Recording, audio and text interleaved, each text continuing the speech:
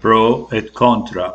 To what degree do you think war is part of human nature versus a consequence of how human societies are structured?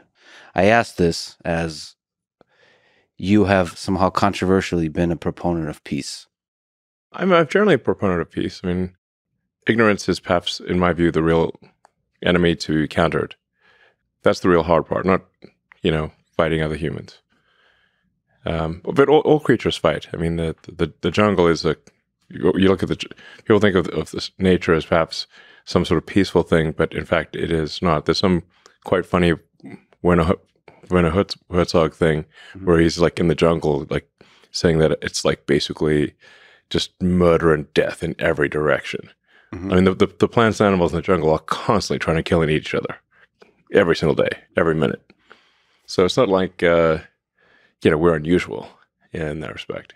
Well, there's a relevant question here, whether with greater intelligence comes greater control over these base instincts for violence. Yes. We have much more of an ability to control our limbic instinct for violence than, say, a chimpanzee. And in fact, if one looks at, say, chimpanzee society, it is not friendly. I mean, the bonobos are an exception.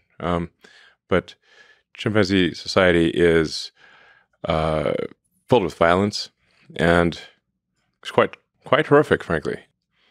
That's our limbic system in action. Like, you don't want to be on the wrong side of a chimpanzee. It'll eat your face off and tear your nuts off.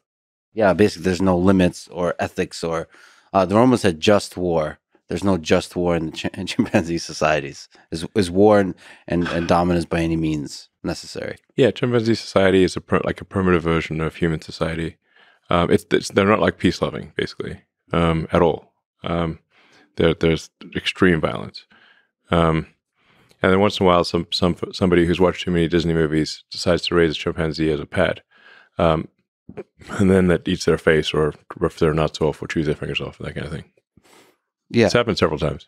Ripping your nuts off is an interesting strategy for interaction.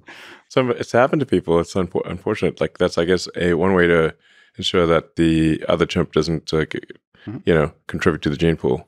Well, from a martial arts perspective, it's a fascinating strategy. the nut ripper.